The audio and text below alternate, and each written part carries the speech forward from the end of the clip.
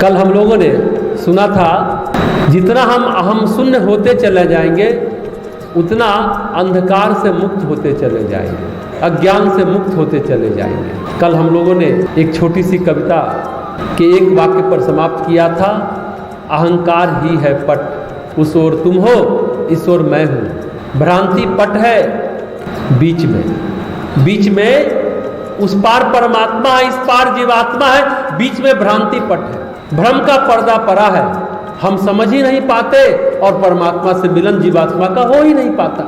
गोस्वामी जी कल इसी बात पर कह रहे थे। आगे की चौपाई में वो कहते हैं, संसार में जो दो स्वरूप है ना, विरोधाभासी जो लगता है, बहुत ही मार्मिक बात कहते हैं। ध्यान से एक एक शब्दों पर विचारेंगे, सुनेंगे, सोचेंगे। दुख सुख पाप पुण्य दिन राति, साधु असाधु सुजाति कुजाति। दानव देव ऊंच अरु नीचू, अमय सुजीवन माहरू नीचू। माया ब्रह्म जीव जगदीशा, लच्छी अलिच्छी रंक अविनीसा। काशी मग सुरसरी क्रमनासा, मरु मारव महिदेव गवासा। सरग नरक अनुराग विरागा, निगमागम गुण दोष विभागा। सरग नरक अनुराग विरागा, निगमागम गुण दोष विभागा। देखिए, इस चौपाई के अर्थ को समझें तो बहुत बातें जीवन की इतनी आसानी से समझ में आएगी कि आपको लगे कि अच्छा, संसार ऐसा है, सृष्टि ऐसी है, जीवन ऐसा है। क्या कहते हैं गोस्वामी तुलसीदास जी, यहाँ सृष्टि में संतुलन भी है और विरोध भी है। और सच कहें तो विरोध भी नहीं है, सिर्फ और सिर्फ संतुलन है। जैसे जितना हम कुआं खोदते हैं तो कुएं की मिट्टी तो कहीं तो डालेंगे, तो जमीन पर टीला भी बनता चला जाएगा। जितना कुआं खोदेंगे गड्ढा, उतना ही मिट्टी निकलेगा और ऊंचाई की ओर चलता चला जाएगा। अगर दिन का उजाला है तो रात का अंधेरा भी होगा। तो गोस्वामी जी कहते हैं, दुख के साथ सुख है, पाप के साथ पुण्य है, दिन के साथ रात है, साधु के साथ असाधु भी है, और अच्छी जातियों के साथ नीची जातियां भी है, दानवों के साथ देवता भी है, ऊंचे के साथ नीचा भी है, अमृत के साथ विष भी है, जीवन के साथ मृत्यु भी है, संपत्ति के साथ दरिद्रता भी है, माया के साथ ब्रह्म भी है, जीव के साथ ईश्वर भी है, और राजा के साथ गरीब भी है, लक्षण के साथ अलक्षण भी है, काशी के साथ मगहर भी है, गंगा जी के साथ कर्मनाशा भी है, मरुस्थल के साथ हरियाली भी है, जैसे मारवाड़ के साथ मालवा भी है, ब्राह्मण के साथ कसाई भी है, स्वर्ग के साथ नरक भी है, अनुराग के साथ विराग भी है, वेद के साथ तंत्र भी है, गुणों के साथ दोष भी है। आप क्या चयन करते हैं? बस बात इतनी सी है। ये सब पदार्थ ब्रह्मा जी की सृष्टि में है। वेद शास्त्रों ने इनके गुण दोषों का विभाग कर दिया, भाग कर दिया, अलग कर दिया। ये सृष्टि में इतनी बातें, इतना जो उदाहरण दिया गया विपरीतता का, गुण के साथ दोष, इतनी छोटी छोटी उपमा गोस्वामी जी देते हैं कि लगता है कि क्या बात है, कितनी गहरी बात सहज सरल ढंग से उन्होंने समझा दिया। जब दुख होता है तब हमें जाने अनजाने सुख की सृष्टि करते हैं, जानकर या अनजाने में। जब आदमी दुख में होता है तो बड़े पुण्य करता है, व्रत करता है, उपवास करता है, मंदिर जाता है, पूजा करता है, ग्रह मनाता है, पर क्या सुख में करता है? हालांकि आजकल तो लोग दुख में भी पूछते हैं कब तक करना होगा दान, कब तक उपवास करें।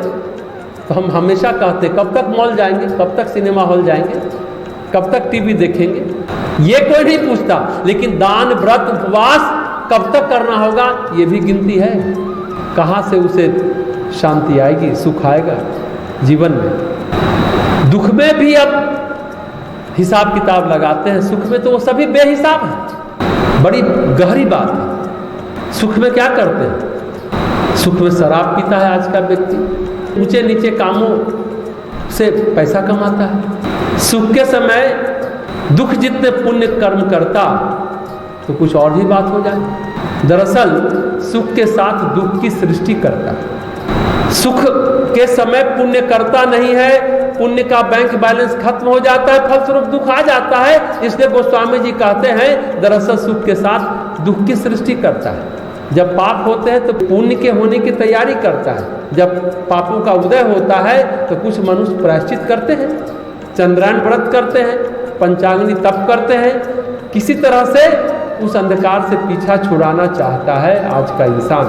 अन्यथा वह जो नकारात्मक व्यक्ति होते हैं दुख में और विक्षोभ पैदा करते हैं, दर्द में पीड़ा में वो और विक्षोभ को बढ़ाते चले जाते हैं। जो नेगेटिव व्यक्ति है, जो पॉजिटिव व्यक्ति है, वो दुख में पाप में प्रायश्चित करते हैं ताकि पाप का जो समय है, जो पीरियड है, वो जल्दी से जल्दी खत्म हो। और जो विक्षोभ बढ़ाता है वह पाप को ही बढ़ाता है। पर दिन के साथ रात जुड़ी है, उजाले के साथ अंधेरा जुड़ा हुआ है। जितने सज्जन पुरुष हैं उतने ही दुर्जन पुरुष भी हैं। वैसे अब सज्जन पुरुष कम दिखाई देते हैं, बहुत ही कम दिखाई देते हैं। सृष्टि में कुलीन के साथ अकुलीन भी हैं। जितने दानव हैं उतने देवता हैं। दानव कहाँ रहते हैं? पाताल में रहते हैं। देवता कहाँ रहते हैं? तो स्वर्ग में रहते हैं। ऊंच के साथ नीचा अपने आप जुड़ा हुआ है। अमृत के साथ विष और जीवन के साथ मृत्यु भी है। यहाँ पर सब कुछ है विधाता की सृष्टि में और सब कुछ नहीं है। एक ही है अगर कहिए तो हम उसे पहचान नहीं पाते, बस बात इतनी है। हम उसे जान नहीं पाते। हम ये जान नहीं पाते किसका कहाँ कितना उपयोग है और कैसे उपयोग किया जाए। और इस अवसर पर हमें क्या करना चाहिए, दुख के समय क्या करना चाहिए और सुख के समय हमें क्या करना चाहिए। संत कबीर कहते हैं ना, दुख में सुमिरन सब करे, दुख में करे न, दुख में सुमिरन सब करे, सुख में करे न कोई, सुख में सुमिरन जो करे तो दुख काहे को होए। दुख में हम भगवान को याद करते हैं, अच्छे कर्म करते हैं, पर सुख में भूल जाते हैं। अगर हम कहें हमें सुला देता है, हम सुप्त हो जाते हैं, हम तो कहते हैं कि लुप्त हो जाते हैं। सुप्त ही नहीं हो जाते, लुप्त हो जाते हैं, फलस्वरूप दुख की नई सृष्टि कर लेते हैं। तो संत कबीर यही कहते हैं, दुख में तो याद करता है, सुख में याद करे तो दुख आएगा ही नहीं। लेकिन होता क्या, हमने कहा था ना कि इंसान जो है देवता और असुर के बीच का मिला जुला रूप। जैसे कुछ व्यक्ति बहुत पुरुषार्थी होते हैं, तपस्वी होते हैं, कुछ लोग पुरुषार्थी नहीं होते, तपस्वी नहीं होते हैं, तो मतलब देव गुण ज़्यादा है, आपको लगेगा उल्टा।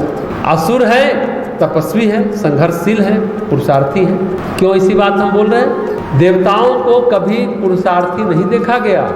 कभी किसी कथा में, किसी पुराण में नहीं सुना गया कि देवगण तपस्या कर रहे हैं, देवता तपस्या कर रहे हैं। ऋषियों की तपस्या सुनी गई है, असुरों की तपस्या सुनी है, देवताओं की तपस्या सुनी नहीं गई है। उल्टे उनके जो कर्म है वो भी वो जो उनकी जिम्मेदारी वो नहीं कर पाते। जो अग्नि का कर्म है, जो वायुदेव का कर्म है, जो वरुण देव का कर्म है, वो भी पूरे नहीं करते, अपने कर्तव्य कर्म का पालन भी नहीं करते। बात है यहाँ परस्पर विरोध की। हमें क्या चयन करना है, किस अवसर पर क्या ग्रहण करना है, किस अवसर पर क्या त्याग करना है, ये हमारे ऊपर निर्भर करता है। माया के भ्रांति का अंधकार ही तो है, उसके साथ साथ ब्रह्म का प्रकाश भी है।